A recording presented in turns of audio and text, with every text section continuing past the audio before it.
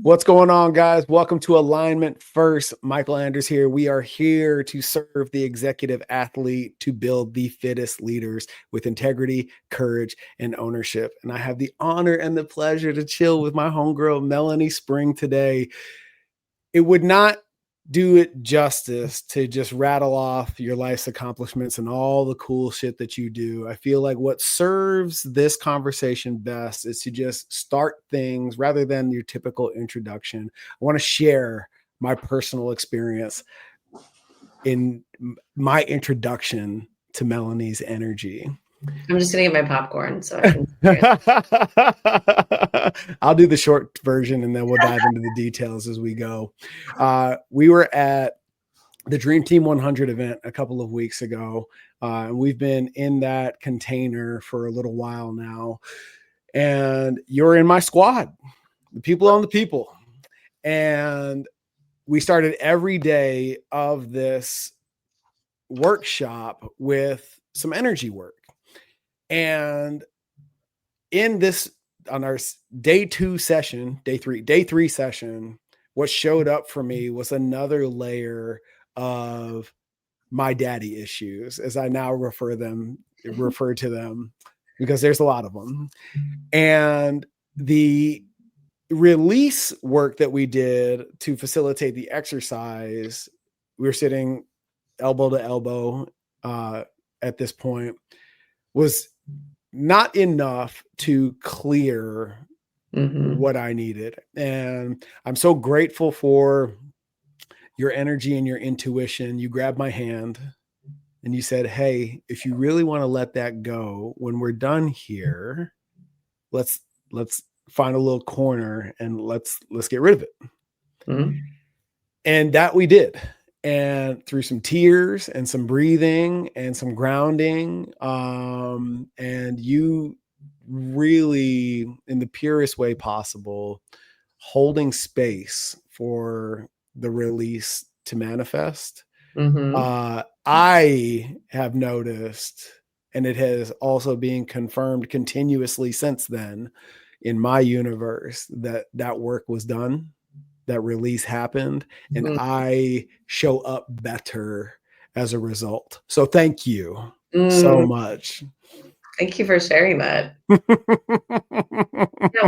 sitting with people like you who know yourself, like, it's not like you don't know yourself. It's not like you're sitting there going, well, I haven't done the work yet. It's really those places inside of ourselves that when we've done the work, we can have someone sit in front of us who's just as powerful as we are to sit and be the mirror for us to do that, which is how I found this work, is being able to be in a space where I had to have someone show me the same thing.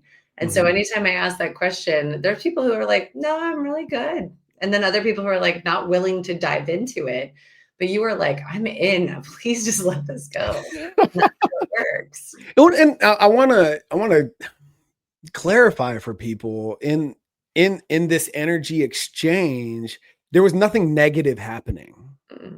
You know, it wasn't like capital T trauma that showed up for me, right? It was the manifestation of waiting on permission to step into my greatness via my old man who's been gone for almost 20 years now. Right.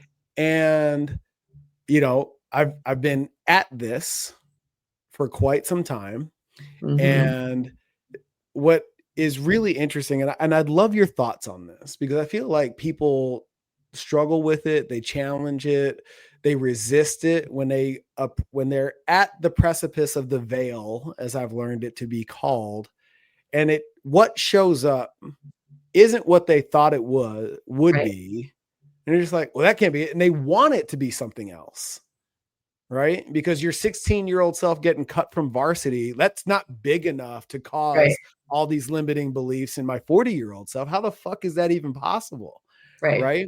So I'm curious, in your wisdom and in your experience, when somebody encounters these emotionally significant events, and they've gotten themselves to the point where they're energetically and emotionally available to pierce the veil, and it doesn't look like the capital T trauma that they thought it would.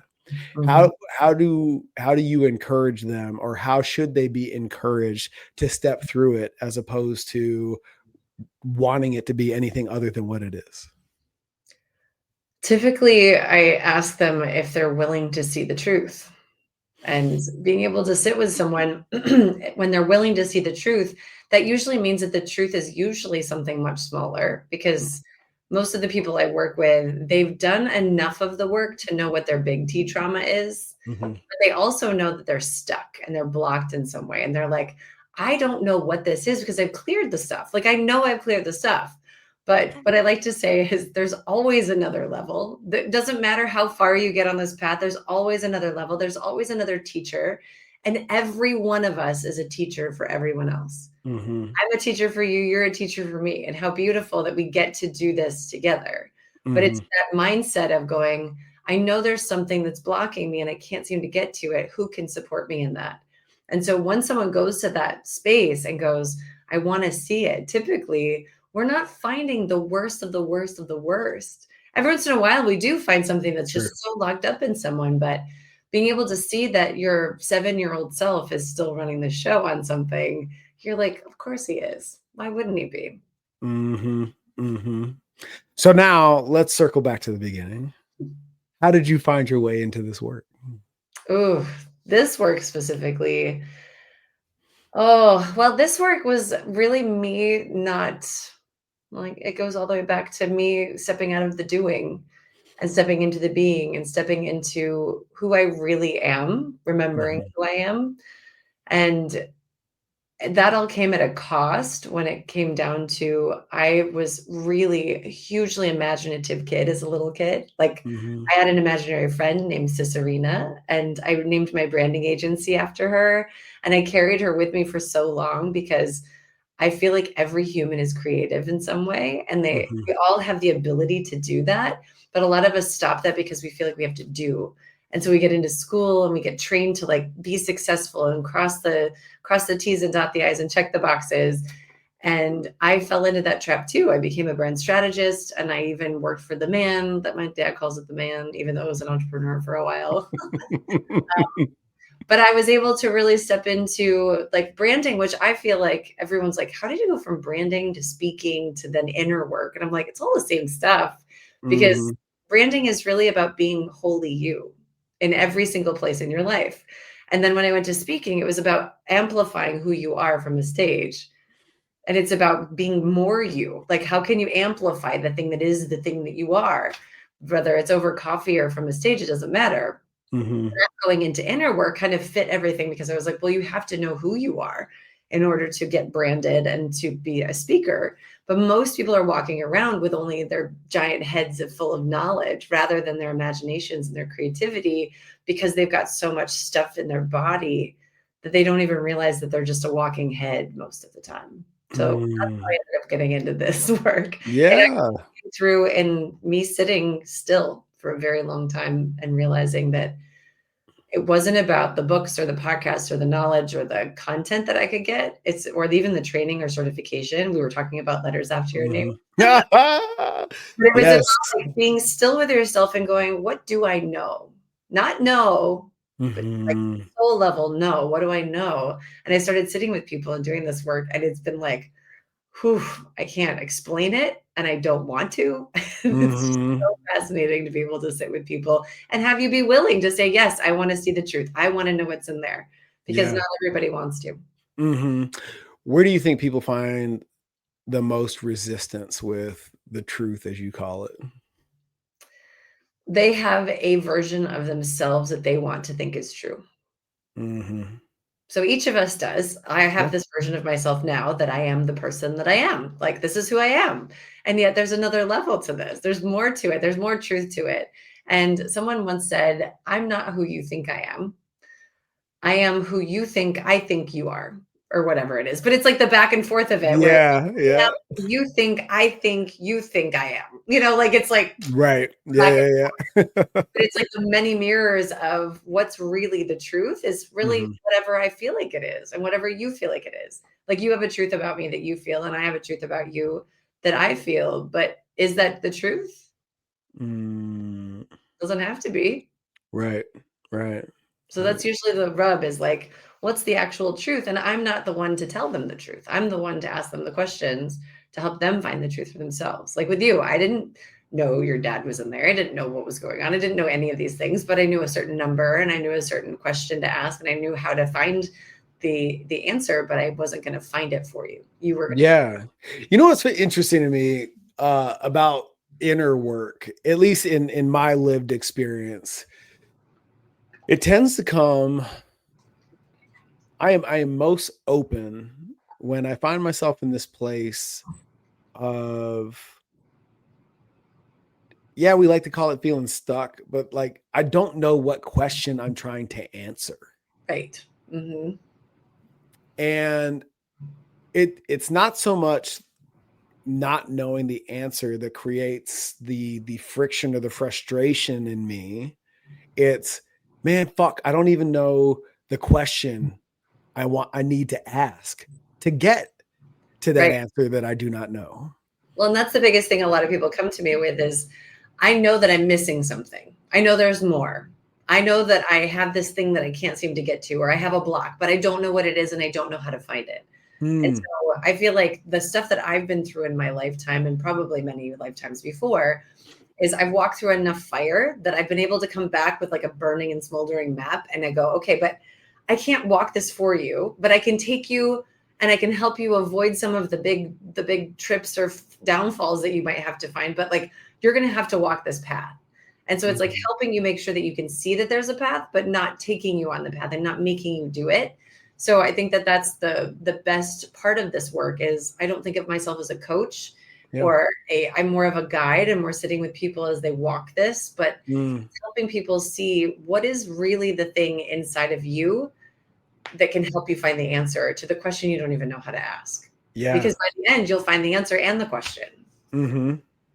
How long, how far in, better question, how far into your practice were you in this capacity of guide before you fully gave ownership over to your clients? Because I feel like that is part of the journey for Mhm. us that have chosen this path. You know, in the beginning, we want it so bad for the other guy and girl, you know, like, come on, like, fuck, I'll go through the veil for you. Yeah, Right. right. And it doesn't work like that. No. And it nullifies everything that went into getting to that point. Mhm. How far along in your practice were you before you finally reconciled that for yourself? I mean, I've been doing this work for 25 years at this point. Well, Mhm. really, I've been doing it since I was 15. So we're not going to count that. So 30 years at this point, but 25 years professionally doing this. And Mhm. I realized that it's only been the last 5 years that I'm not giving people the answer. Mhm. Maybe the last three for solid, like really solidly. Like I would help lead them to the answer even 3 years ago. But I Mhm. realized that I had a client years ago who, as I was talking to her, I had the answer for her. I knew where she was going to go. And I can Mhm. see this. I have this gift of being able to see people as their future selves, which can be a curse as well, because I've made friends with people's future selves, which is a real disservice to them. I didn't realize until Mm.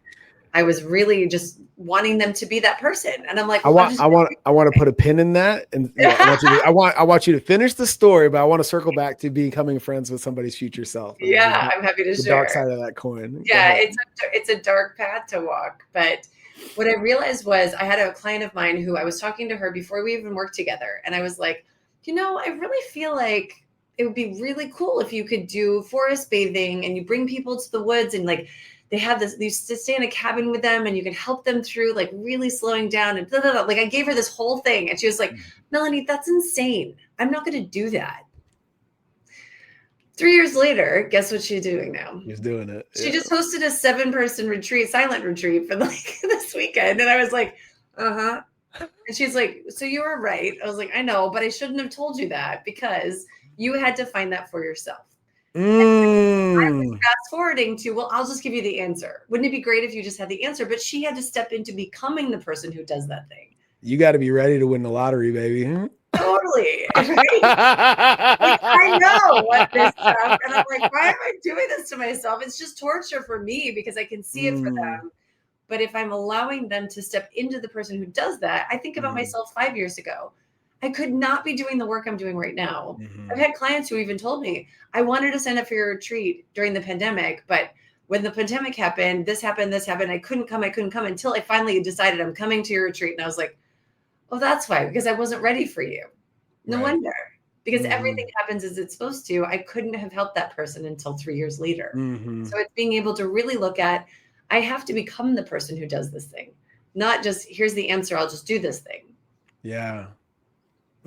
So what is it to fall in love with somebody's future self, or to engage fully with somebody, with the future version of someone? What is the blind spot in that pattern? I'll tell you 2 mini stories about this. One about my husband and one about my best friend. They don't have to be many. We got time. Well, this could go on forever if I did do that. Well, I'll say we have that kind of energy. Yeah, that's true. That's true. Yeah, so I have the best friend one. I met a woman who I just fell in love with. She was just my soulmate, like that friend soulmate that you have where you're just like, this is like, I finally have a best friend. And I had been like wrecked by best friends in the past. My best friend, when I was 27, died of an aneurysm. And then my other 2 best friends just walked out because I didn't grieve correctly, because obviously I didn't love her as much as they did, whatever that meant. And so I didn't understand grief. I didn't understand that everyone grieves differently. I was only 27. I'd never lost anyone but my grandfather. Like that was it. So that really scarred me. And when I met her, I was like, okay, this is going to be it. Like, I got this. But every time I would talk to her, I could see her as her future self. And she would say, like, I think I really need to do this. I'm like, why would you need to do that? You're totally further along than that. And then later I would be like, no, she's not. Why am I saying that? Like, she's not further along. Let her be where she is. And so I was just like talking to her as if she knew all the stuff I knew. And we were just going out back and forth. And she was really trying to step into it until one day she sent me a very long letter and moved away and didn't talk to me for a year. And she wrote me a letter about how she'd been people pleasing me the whole time, trying to make me happy. And I felt awful about it, but I realized she wasn't the person yet who could be honest with me about what she felt. And I was treating her as if she could, like as if she'd speak up about it. Yeah. Thankfully, that friend has come back to my life, and I'm very happy about it. But it was a really painful year of silence, not knowing what happened. And so I'll go back to 8 years ago. I met my husband, and he's 11 years younger than I am. And so when I met him, a lot of people were like, what's this? This doesn't make any sense. Like, you're totally badass. He's so nerdy and skinny. Like, I don't understand this. Like, this is so weird that you're like totally attracted to this guy. And fast forward 6.5 years, we found out he had no testosterone, like none. He quit growing at age 16 or 15. And so he basically, I had met him seeing his future self. Like, I saw this vision of who he would become. Like, I had like the longer, curlier hair, the bigger face, the bigger neck, the like muscular body. But I was like, maybe when he's like 50 or something. But I loved him for his mind. I loved him for his curiosity. I loved him for how he treated me. Like, he was just so in love with me. Like, I was so in love with him, but the outside piece of it didn't match the inside piece that I do. And so when he got on testosterone therapy and 6 weeks later with like gained 30 pounds of muscle, his face got big. Like, water retention does a lot too, but his hair got curly and his face got big and he like got jacked and he looked bigger than me for the first time. Everyone's like, oh, now you guys match. And I'm like, well, this is the guy I saw 8 years ago. Now it makes sense. But it was really hard because I had to treat him the way that I knew he was until he finally stepped into it. And he had a really rough time with that because he's like, Melanie, I was always trying to be what you wanted me to be. And I was like, here's the thing though. I always wanted you to be the best self that you could be. And he finally understood that. He's like, okay, now I understand what you mean by that. So those are 2 examples of it. But, I listen very intently to word codes. And I think that what's showing up for me is you're speaking to people. I mean, the dark side of the coin dynamic still exists, but you're speaking to people as you know them to be, right? Not so much who, as they, I know that you know that I know thing. Right. not how I think you want me to be. Right. Yeah, that's so that's a massive reframe for Mhm. somebody who's walking around this earthly plane with the intuition, the gift that you've been given, to pull back on those reins and just experience people as they are, and knowing who they'll become. Right. Holy shit. Yeah, it's a lot. It's Does your brain stop? in 2 different places at the same time, like, keeping it to myself, but also seeing the possibility, and I think that's the key to it is I like to talk about the door of possibility, and Mhm. on the path to enlightenment, we have this ability to find the door of possibility, but it takes knowing what we don't know. It takes understanding that we might fall in the pit of despair from time to time, that we have to look in the mirror and see the truth of what's really there. We have to get curious with ourselves and understand why we are the way we are. But by the time we find ourselves at the door of possibility, we're sitting in a place of, oh, I have to let go of all of my baggage. I have to let go of all the stuff that I think is important that isn't Mm. actually important, because I like to think of the door of possibility as a huge Moroccan door on a palace, and have Mhm. this little guy pop out and be like, "Excuse me, can I help you?" That kind of thing, like the Wizard of Oz type deal. Uh-huh. But he basically says you have to get rid of, recycle, and trash, and gift all of your baggage, like at the altar of possibility. And it's being able to say, okay, I can only take my backpack in with me. What's important to me? What can I only fit in my backpack? The only way through the Ooh. door is the little crawl space under the door. The door's only big because of all the possibilities it holds. But the only way you get through is without your baggage. And so I like to think of it as like, how much more can I let go of? How much more can I release in order for me to go into a space of full possibility without all of the luggage and heaviness that I usually carry with Mm. Do you think people lack curiosity in that regard? me? Yes. Is it because they don't know what they don't know, or is it because they learn to stop asking scary questions?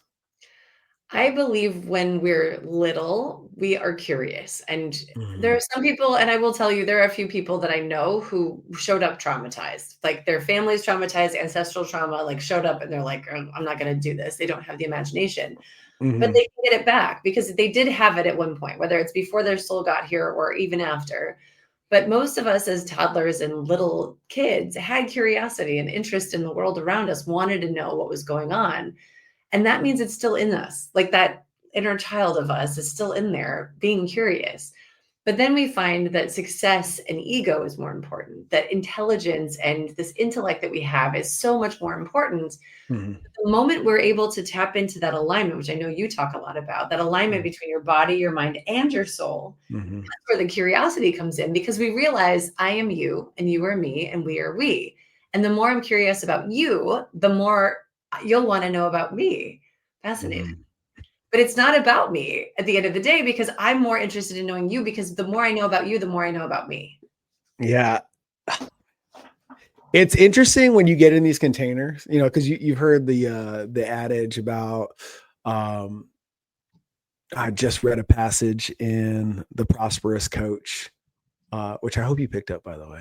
I haven't yet. I've got, Okay. seriously, you if you saw the table next to my morning pages area, you'd be like, you can't buy any more books yet. No more.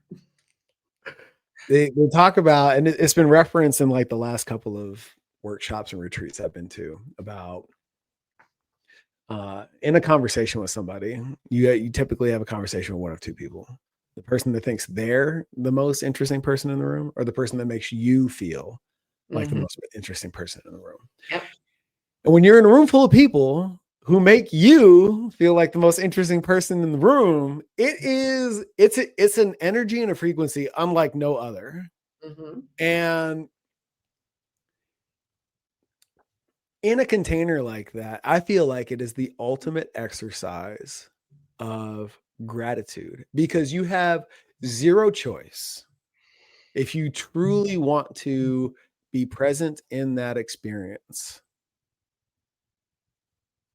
to be 100% grateful to be in the room. Mhm. And for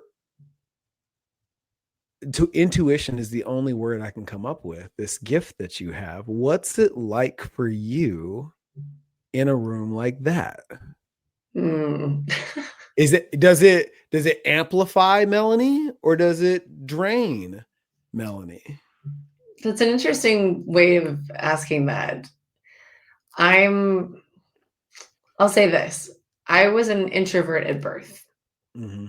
My mother didn't understand that there's a difference between introverts and extroverts. She just thought everyone's extroverted, and what was wrong with me.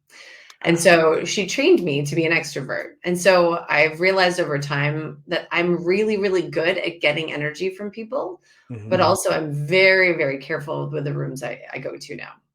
Because I used to think, and there was a saying on Instagram at one point that said, I used to think I was an introvert until I realized it was just around the wrong people. And it's true. It's Yeah. true. I think all of us Mm-hmm. are extroverted with the right people. Mm-hmm. And I think all of us are introverted when we feel that people are just draining us. And so I'm always happy to take, like, on the disc assessment, I'm like middle D. I'm high I, like super influential, but like middle D. Like if no one's taking the reins, I'll take them. But if not, I don't care. Like I don't care either way. But it makes me realize how many rooms I've been in over the years that are not for me, that are just so incredibly draining. And like I spent a mastermind a week before the one we were together, and I was so exhausted by the second day that I was like, I have to leave. Mm-hmm. Like I'm done. But this one, I was like, sure, there was a lot more sitting than I'd like, but it was more about the people who were there and the work that we were doing and the content that was there. It wasn't about like the draining of it, I think. Mm-hmm. So I think it's just really about, for me, being in the right rooms with the right people, and I'll totally thrive. But if I'm not, no thanks. Mm-hmm. Is that Mm-hmm. the same for you? Great question. Uh, so here's some recent learning that I've come to know about Michael. And this is where the alignment assessment of our practice shows up. Everything that I've been celebrated for in my life that is compounded by virtue of the path I've chosen, whether it was the military or sports, or academia, this outgoing, decisive, commanding, sure of himself, takes up space version of Michael that when I get feedback, people see Mhm. that extrovert is driven by introvert tendencies. Mhm. And it wasn't until probably 4 years ago, and this really fucked me up in the world of business, because there are so many instances in reflection where I realized, like, I was at odds with myself. Like, I'm supposed to be in that room, and I can't for the life of me figure out why I don't want to be there. Right. There's nothing wrong with those people. It's not like I'm going to encounter that ex-girlfriend accidentally. Like there's no reason for my defenses to be up, or for me to, perceive it as anything other than a positive experience. Right. And then when I realized, like, no, dude, it is beyond important to your highest and best self to get that time alone for deep thinking and introspection. Like, these are things that my soul Right. desires and requires to Mhm. show up as the version of Michael that I think you experience. Right. Right. Yeah. And so that's the long way of saying, I can be that as long as I take care of myself. I And think that's for everybody though, and I think that's like it's such an underrated tool. Most of us Mhm, need that in some way. We need to have that quiet time, but most mhm, people are like, "Oh, but if I take quiet time, then I'm not gonna be successful, then I'm not gonna blah, blah, blah." It's like, yeah, okay, well, you can slow down to speed out. It's amazing mhm. what happens when you get quiet. Yeah. That just reminds me of, I did a presentation for a group of mental health facilitators, counselors, psychiatrists, and everything in between. A room full of about 18. And they wanted me to give a talk on the connection between your physical practice and mental health. It's like, sweet, you know. And that as it would go, you know, our 5 pillars, mindset, training, nutrition, recovery, hydration, right? How many of us know we need to be better at those 5 things? 18 for 18, right? Yep. Awesome. I'm not here to tell you shit that you already know. Right. However, and this is a cash pay practice, and I feel like that's really important because by virtue of that, people are volunteering to be on your couch. Right. Right. And it was really interesting when I asked them the question, you know, if you have these people that are opting into this experience, it is probably also safe to assume that they've achieved a level in life like will, work ethic, discipline. You know, those buzzwords probably aren't issues for these people. Right. And yet still, is it in your nature to tell them to do more, whether it's physically or otherwise, to get more out of themselves or to resolve these issues within themselves? And they're like, they thought about it for a second. I was like, what if part of your physical practice was actually sitting still? Right. And I can't tell you how many times, how often, you know, clients come to us, you know, like, oh, I got to lose the 40 pounds. It's like, cool. We're going to focus on one of these other 4 pillars first, because that sets the tempo for your physical capacity. Like, but I came to you to work out. It's like, yeah, and we'll get there. That's not where you get to start. Right. Yeah, I was actually on a walk with a friend last night who said he ran a marathon without training all the way for it, which he knew was a terrible idea. And he said, unicorns do exist, Melanie. Oh, I know, but he's like, he finished the marathon, but it wasn't the way he expected. And he said, what's crazy is I didn't work out for like 6 months after, and I got totally ripped. I'm like, what? He's like, yeah, I didn't work out at all, but because I was eating really carefully and I was taking care of my body and I wasn't doing all the other stuff that I thought I had to do, he's like, I had like full 8-pack abs. I was like ripped because my body was taken care of instead of being pushed all the time. And I was like, yeah, you can get shredded when you're not inflamed? Whoa. Well, what's really crazy about all of this is I've decided to create, I'm calling it like a TV show of sorts, but it's like a podcast, but in person. So I'm only interviewing people in person at the moment. But so you're saying I have to come to Florida? Darn. Shit. Yeah, I know. But it's called The Undoing.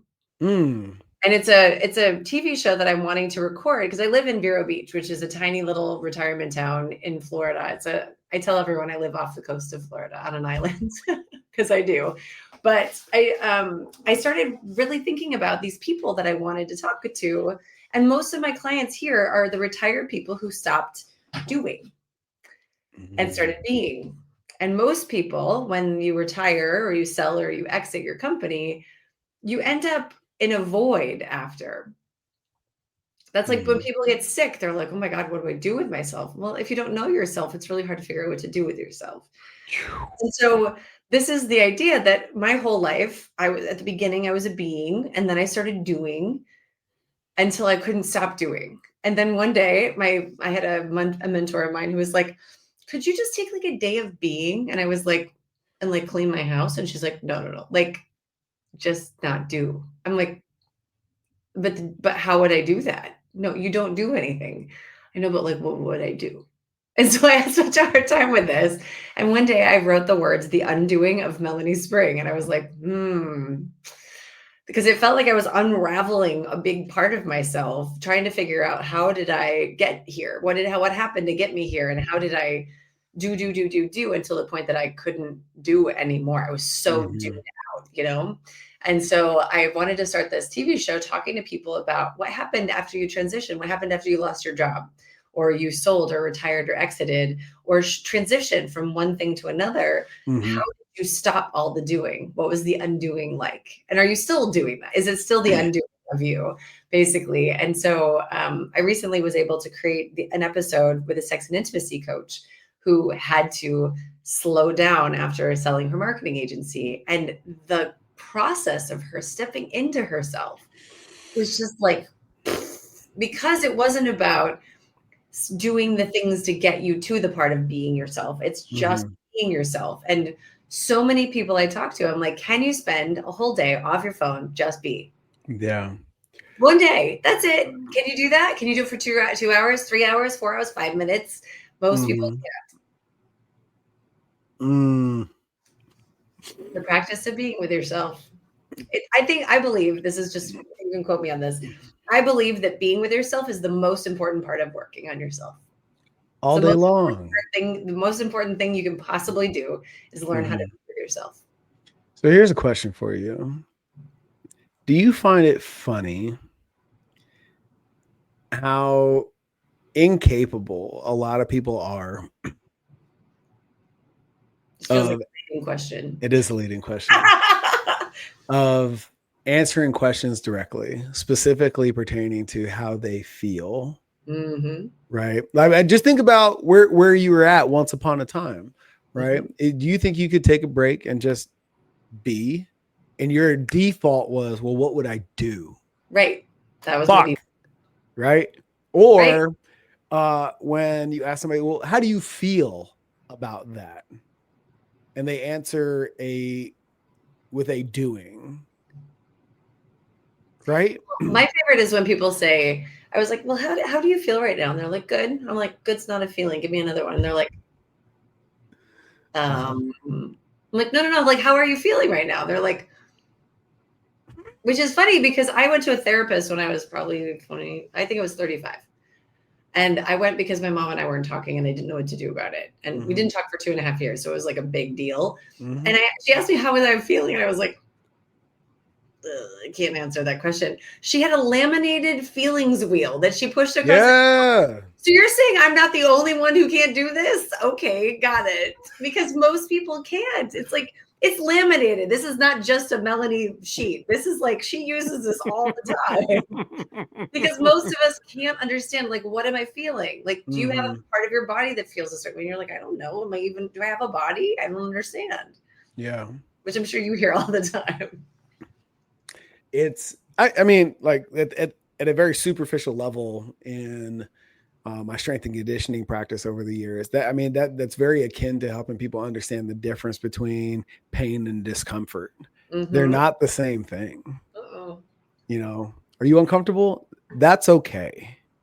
Right. Are you in pain? That's not okay. Right. Unless you're my functional medicine doctor who would stick her fingers in my mouth and be like, it's just pain. It'll go away. Okay, thanks. That adage in the military, the pain is what lets you know you're still alive. Right. Know? Okay, thanks. Appreciate it. Yeah. So the aid of plant medicine, is that what you refer to it as? Medicine, or do you use what's Melanie's language? Okay. Is there, in your work, is there prep for those experiences? Is that something that people can immediately opt into with in your work? Or do you? I love the jump from feeling into plant medicine. I just have to yeah. Well, that's a way to collapse time to get there. Find their feelings. I'm going to help you find your feelings. Sounds great. Yeah. Sit on my couch. Just take this. We'll see it a little bit. I'll be right here to hold your hand through Neverland. Exactly. You know, is there are there people that are not ready for that experience? Yes, lots of them. Okay. What would you say they're like 30, zoom out 30,000 feet. What are some circumstances that we'll play in the ideal for a second. Yeah. That like, that's not for you right now. Oh my goodness. We could list a whole bunch of them, but I would say whenever I talk to someone, I'm not getting them to a yes. I'm not one of those. I trained in the Zig Ziglar training back in the day, getting Oh, people. Zig. But I've realized there's I can't remember his name at the moment, but he has a work called Compassionate Conversions, and Mhm. it talks about how to make sure people say no. And Mhm. it's this idea that I have to be a full yes, and you have to be a full yes to this experience. And I believe that that's how everything that I do works. If Yep. you're not a full yes and I'm not a full yes, we're not doing this, Right. period. And Mhm. so when we get into something like plant medicine, which can be incredibly terrible for someone who doesn't want to do it, I'm very careful to get people to a no before I ever let them even get sign up or come to something that I'm doing, because I want to Mhm. know they're fully ready and open to this experience, because Mhm. it doesn't work if you're not. Most things don't really. So we Right. can be talking about anything at this point. Sure, absolutely. But at the same time, when I find is the work that we do, my husband and I do some guiding, and we help people using plant medicine. And we're not trip sitters. And we've been asked this quite a few times lately, where they're like, "Oh, do you mind just sitting with me?" And I was like, "I don't do that." Because the idea is that I'm not just going to hand you medicine and sit by you to take you to the bathroom and make sure you don't jump out the window or something. But Right. it's really to be able to use my intuition to guide you to find the things you need to find in order to get where you want to go. And Mhm. whether you're using breath work, or you're using a sound bath healing, or you're using plant medicine, or you're using just meditation can help you. It Mhm. doesn't matter what you've decided to use. You have to be ready to be willing to look at what's going to come up and what you're going to Mhm. find. And so if you're not, and you're not a full guest, or you're doing it for someone else, this happens a lot. Someone will be like, "Oh my God, I had the most amazing experience. My husband really needs to come." And I'm like, "That's nice." He has to want to. Yeah. But a Mhm. lot of people do that. We're like, "I'm going to go because my wife wants me to go," and blah, blah, blah. I'm like, that doesn't work that way. And so being Right. able to really sit with someone as they're really moving into this next phase of themselves. And I do this a lot with speaking. If you're not ready to get on a stage, you're not going to get on a stage. It doesn't matter if you think you're a really good speaker or not. You're not going to do it.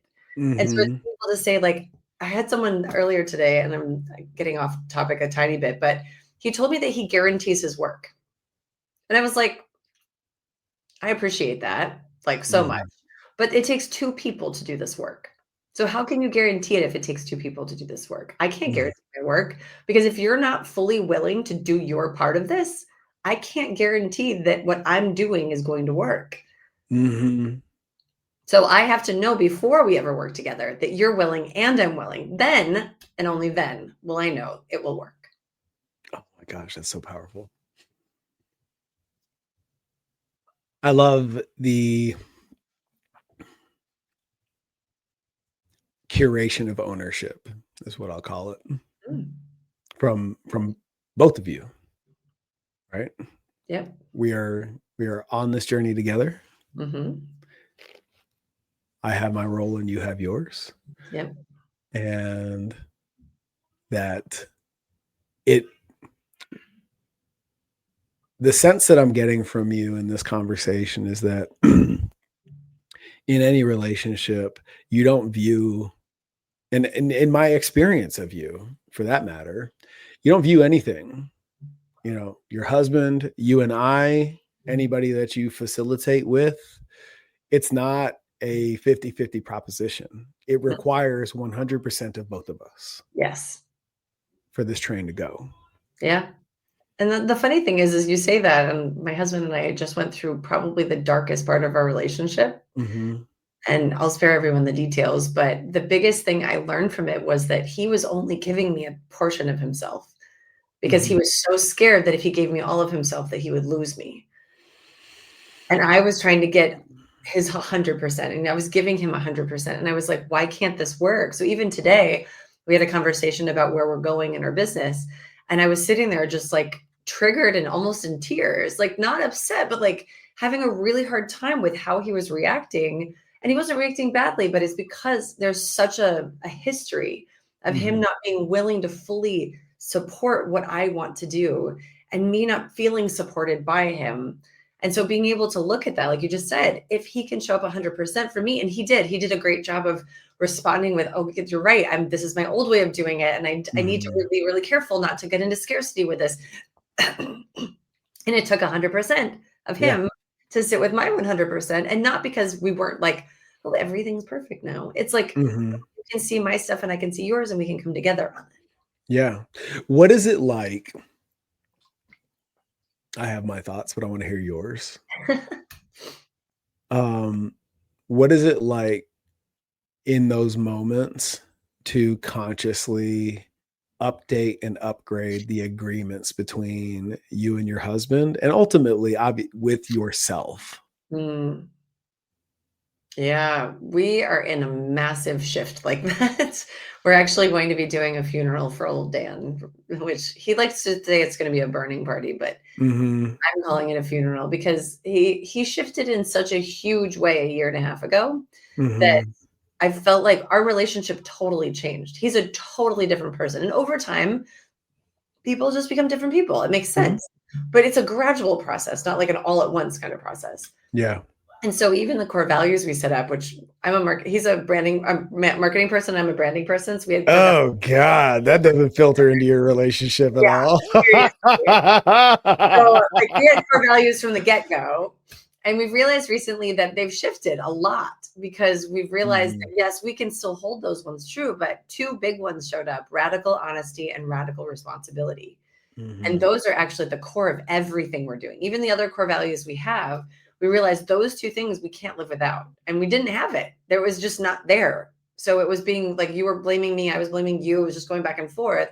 And so it's always up leveling of the agreements, which we both Mhm. will say, we're a lot, like a whole hell of a lotness is what we say. But it's that he's a lot and I'm a lot. And we like our allotness. But it's Mhm. about the fact that we both expect a lot from ourselves and each other, Yeah. not just I expect a lot from him, but I don't think he should do that to me. Like we're both upgrading together. So I think the Mhm. agreements just continue to get deeper and more specific and Yeah. more true to who we really are now. Mhm. What oh, yeah. What conditions do you have to set? And I know this is a very subjective question, Hmm. but what conditions do you have to set between you and Dan to create that level of vulnerability between the two of you? Oh, I don't know that we put conditions on it, but we have a very, very, very strict rule now that there's three things that we're not available for: lying, hiding, or gaslighting. And those were things that were happening all the time, which Mhm. without us knowing it, without even him knowing it, like he was doing a lot of this. And like I'm not blaming him for this, but there's a lot more to it than that. But this is the basics of it, was that he was doing some things that he was so ashamed of that he Mhm. didn't want to tell me, but he didn't realize he was even lying, hiding, or gaslighting until it was so far past the point that we were like, what the heck is this? Like, I stopped trusting myself, and I'm highly intuitive, but I stopped trusting myself. And it was Mhm. like being able to really step into those spaces of, I'm not available for this anymore. And if you do this consciously or unconsciously, there's Mhm. a very specific, like, this is the guideline. But it took me 2 to 3 years of not realizing what was going on for me Mhm. to finally set a boundary of, if you do this again, you have to leave. There's no like Yeah. wiggle room with this. You can fuck up all you want to. Like I'm really big on like everyone should have all the wiggle room to fuck up. But if you lie about it, hide it, or gaslight me, Mhm. it's out. And I'm like that with my clients. I'm like, you Yeah. can lie to yourself all day, but if you lie to me, Mhm. best wishes. Like Yeah. I'm really big on radical honesty, and that's because I grew up with a lot of lying and a lot of Mhm. untruths and a lot of hiding and a lot of, well, we can't tell people because what if we tell people? And I'm one of those people where I'm like, you want to ask me a question, I will tell you the truth, whether you Yeah. like it or not. Like this is how it is. But at Yeah. the same time, that means that you get me in every single space in my life the same. Mhm. But that's also speaks to, you holding true to your integrity. And Mhm. this is really important, especially when it comes to uh disrupting patterns and closing the gap between who you are and your highest and best self. Right. Because when in order to do that, not only do you have to leave all your baggage at that door of possibility, but you also have to make yourself a priority. Right. And that in it of itself will trigger other people. Mhm. And how does one I want to talk about Melanie's lived experience, not necessarily how you coach people through this, Yep. but how do you become courageous enough to accept that your response to my behavior in my best interest, in servitude of my highest and best self, whichever which way it goes, is not my responsibility? Mm. I will tell you that the secret is being surrounded by conscious humans who will show you the truth. That literally is the only reason that happened, which is crazy because the day that I gave him extra wiggle room, I called a friend and she goes, "Would Melanie really do that though?" And I was like, she's like, "No, but like, really, would she really do that?" And I was like, "But but if he leaves, then who's gonna cook me meat? Like, if he leaves, who's gonna do this?" Like, it's like that kind of thing where I was sitting there listening to myself, like, "Are you kidding me? Like, you're really okay with this to the point that that's what you're saying?" And so it was really about me having someone willing to say, "Do you see the mirror that you're putting up right now? Do you see what's going on right now?" And I think because I've been courageous enough to do that for other people, Mhm. and I'm open to feedback. That's the key. I was not 5 years ago, 6 years ago, I was not open to feedback. You give me feedback, I'd be like, that's nice." But like now I'm sitting here going from the right people. And that's the key to this. This is not about like anybody should be able to give you feedback, but Mhm. having conscious humans who love you and respect you and will not put up with shit on your behalf, who are also willing to show you the truth while also loving you. That's Mhm. because that's what happened to me. I had to sit down in front of him with my eyes closed, and I speak for a living with my eyes closed and like cry my face off and say, "You have to go. There's no more wiggle room." It was the hardest thing I've ever had to say in my Mhm. whole life, but it Yeah. was the best possible thing I could say. And he actually thanked me later for saying it. Yeah. You don't mm, the it's really difficult, I think, to or it's rare to do that work, that exercise that you just did, that you just referenced, and not experience any friction on the other side. Yeah. But what's really important, and what I really want to drive home, is that when you do and you encounter that friction, because it's an aligned decision, Right. it's not about what you're putting down. Mm, When you make decisions of alignment, you increase your capacity to handle that shit. yes. And that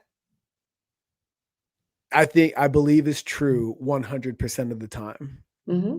Well, anytime you're working in integrity and alignment, Mhm, you are not doing it from ego because mhm, I don't believe intuition has ego.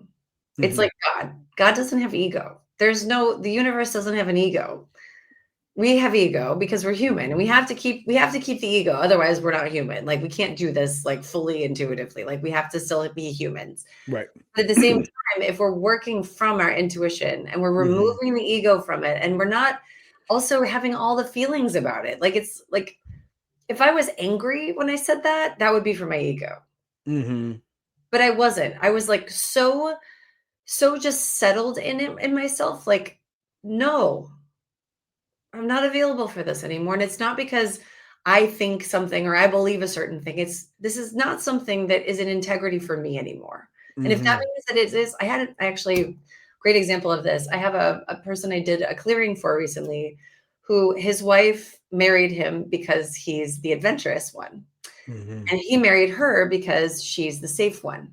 She made a lot of money. He's invested a ton, done a lot of really cool things in his life, has held really great positions, but has a lot of money sitting in a lot of companies waiting for something to pop, that kind of deal. mhm, It's not like he's sitting around, but he's also been a really present father, really present husband, really present human in his family's life.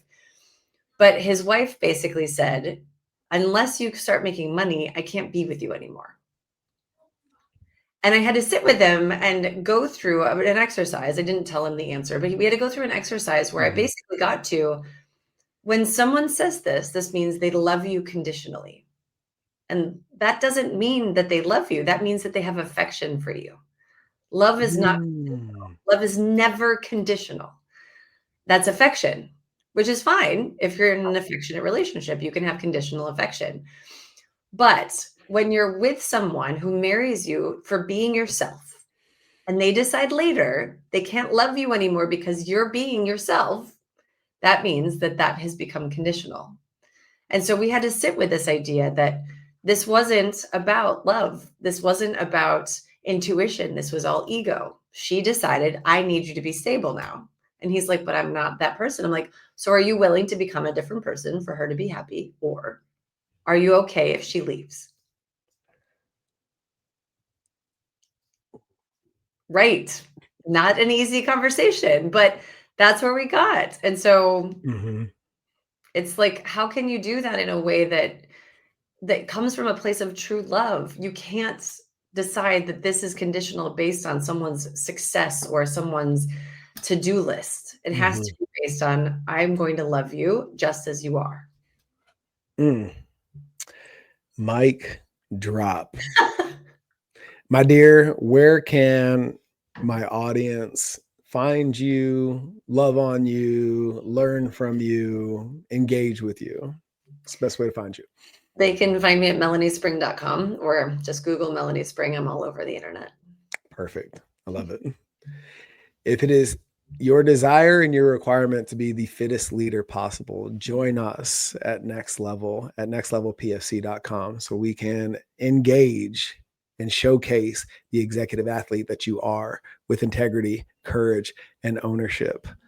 We look forward to supporting you, but it starts with alignment first.